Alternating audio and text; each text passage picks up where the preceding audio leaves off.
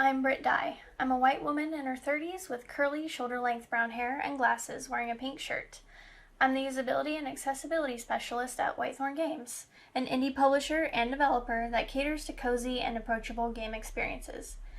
Just a little bit about me. My educational background is in information science, data analytics, and accessibility. I have a professional background in diversity, equity, and inclusion, and intersectional accessibility with regards to legal and information literacy.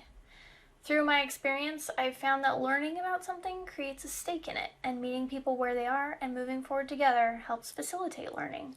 I've been in my position for a little over a year, and while I'm the only person in my department, I've been tremendously lucky to work on a team of amazing people, all of whom support and champion accessibility in games.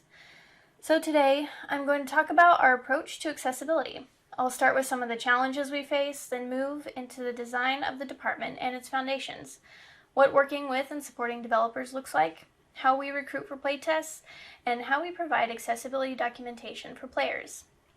Mostly, I'm here to talk about how we've prioritized accessibility in all of these areas through responsibility to our developers and our players, and by approaching players, devs, and ourselves with empathy and awareness through education. I'll start with some of the major challenges we face as both indie and publisher. First, a limited budget. We have strict budgets to consider when looking at developer timelines, testing, and features, as well as internally spreading funds across all other departments. Limited human power refers to both our small internal team and small developer teams. Some teams may be as small as 1 or 2 people, so time and effort has to be put where it will matter most. Being a publisher, we also tend to come in after the games have been in development for some time.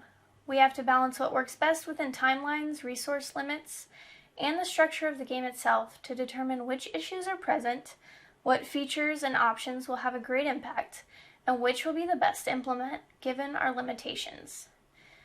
Finally, all our devs and teams have varying knowledge and awareness of accessibility. Open and honest communication helps us work together to build a foundation of awareness no matter where someone might be in their accessibility experience. All this to say, we are suspended in a matrix of responsibility to our players, our developers, and ourselves. When our organization took the first step in creating a usability and accessibility department, it felt authentic that usability and accessibility were core principles of the processes within the department and not just the department's function. To start building this foundation, I checked out what others were doing in the accessibility space. Some of the main resources I used during this time, and that I still use, are established and thorough resources like this very conference, Xbox's accessibility standards, the game accessibility guidelines, Can I Play That, and the Family Gaming Database. These resources outline so much and were amazing starting points. In addition to these resources, I also learned a lot from the people, disabled content creators, disabled games journalists, online disabled community forums, and disability advocates. I listened to conversations that were happening online, whether or not they were games related. In addition to online communities, we regularly chat and work with local disabled communities and attend events for local nonprofit organizations. These events have sparked conversations with disabled players and their families about which games are more accessible for them and why. All of these resources provided a rich learning experience for the many facets of accessibility. They helped inform the decisions for this department, as well as give a foundational understanding of our potential part in the greater games ecosystem where we should push it. They helped me create a template for reviews and reports, internal baseline accessibility standards, informed our online accessibility documentation, and the ways in which we support our devs and players. Developers can have varying knowledge about accessibility in games. Some of the devs we work with are already working on accessible design when we come into the process, and from there, it's just about bringing awareness to other issues in the game. Other developers may be new to development or accessibility. And honestly, no matter where devs' experience lies, it can be pretty scary putting yourself out there and handing a creative work to a group for feedback. Ultimately, our developers are in creative control of their game's design, and as a publisher, we don't want to change that. What we want is for the game to reach a wide audience and have as many people as possible experience the game. By supporting this mission from a point of empathy and collaboration, I hope to relieve the anxiety, frustration, or other negative feelings about feedback or processes. So how do we support devs in making their games more accessible through these processes? Well, we review games, conduct playtests, and provide reports. We have internal documentation for some baseline accessibility standards that devs can refer to at any time, which includes common problem areas and who they affect. I make myself available to answer any questions or find answers if I don't know them. I want to help foster a lifelong learning and toolkit for devs so they can incorporate accessibility into their current game and into the design for the next game, whether or not we're publishing it. So, what does an initial review and report look like? It's usually a playthrough done by myself, parallel to an initial QA test done by our awesome QA department. I collaborate a lot with QA while we're testing. The reviews I create can really be in any format. We try to match the dev's already established workflow, but the mission's the same.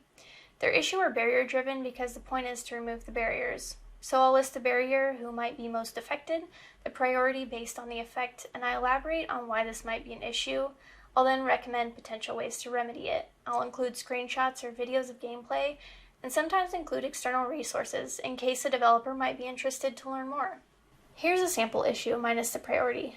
The issue here is that players are unable to review dialogue before choosing a response. This would be a greater priority in games where dialogue choices alter gameplay. I contextualize the issue to ground and tie it to specific situations or people who will be disproportionately affected. In this case, I write, players with attention deficit disorders, cognitive disabilities, some mental illnesses, or who play in loud or distracting environments may have trouble focusing on, listening to, or reading character dialogue. They may not process what was just said, making it difficult to make an informed choice that may alter the game experience. I'll add recommendations or ideas for removing the barrier. I put a few options here. Allow players to review conversations, allow players to review what was asked last by the NPC, allow players to replay dialogue, or ask the NPC to reiterate. I want to give the devs some ideas so they can either use one in case the other options are too difficult to implement, or so they can use them to inspire an entirely new solution. So when it comes to implementing recommendations, we meet the dev where they are. We could have come in very far into development or at the beginning. It could be a team of 1 to 20 people.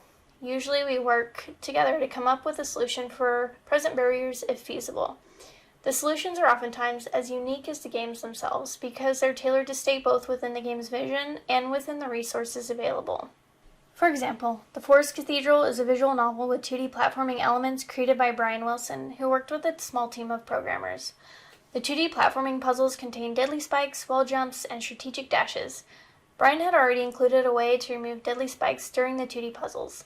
After review and playtesting, however, we noticed it was difficult to perform wall jumps, precise timing of jumps and dashes, and quick decision making in some of these puzzles due to physical and cognitive limitations. In some cases, removing deadly spikes did not have an effect on these barriers. We talked over a range of ideas for removing individual barriers or a combination of them. After brainstorming potential options and the resources needed to remove them, though, we decided that slow fall or flow option would help alleviate some of the most oppressive aspects of these barriers. It would give players more time to think, reduce the number of button presses overall, and remove some precision needing for the timing of jumps and dashes, all while staying within the limits of our resources. And toggling just the float option kept the challenge of solving puzzles through deadly spikes intact if the player wanted to keep that challenge. Here, there are 2 videos depicting one of the 2D puzzle rooms. The player enters the room through a thin corridor on the right near a checkpoint. The room is large with deadly spikes along the bottom and a floating block in the middle. Spikes run along the top of the block, and there is a key near the side of the block opposite the entrance. There are trampolines near the room entrance, surrounded by spikes, with a corridor with a locked gate above the entrance. In the first video, the player doesn't have float turned on. The player dashes to the trampoline, which lifts them high enough to quickly dash at the jump's apex, over the top of the block's deadly spikes to the opposite wall. They slide down the wall, then wall jump to the side of the block to get the key. A second key appears in the corridor with the locked gate. The player has to use 4 well-timed wall jumps, quickly followed by a dash to get the key in the second corridor. The puzzle is solved. The wall jumps and dashes in this version are timed precisely, and there is not much room for error. Compared to the video on the right, where the player dashes to the trampoline and is able to slow fall a bit before dashing over the block to the opposite wall. They wall jump back toward the spikes, but are able to correct and change direction midair and fall to the level of the key. While jumping back up, they almost run into the spikes, but are able to see it coming and turn back around. Even with the mistake, the player uses just 3 wall jumps and a dash to get to the same place as the no-float video and solve the puzzle. Finally, I'd like to visit how this all affects playtesters and players. While we aren't able to do large playtests due to limited resources, I conduct small usability and accessibility playtests in-house with players of all backgrounds, experiences, and disabilities. With the help of the community and marketing team, we're able to have booths at community and nonprofit events with accessibility testing information pamphlets that describe who we are and what it means to do accessibility testing. People are always welcome to sign up for future playtests at these events. When recruiting for and conducting playtests, we want to be as transparent as possible. During the initial outreach, I include accessibility information regarding the playtests and what testers can expect to do before they agree to come in. That way, there's no undue pressure if they aren't comfortable with playtesting under any of the conditions.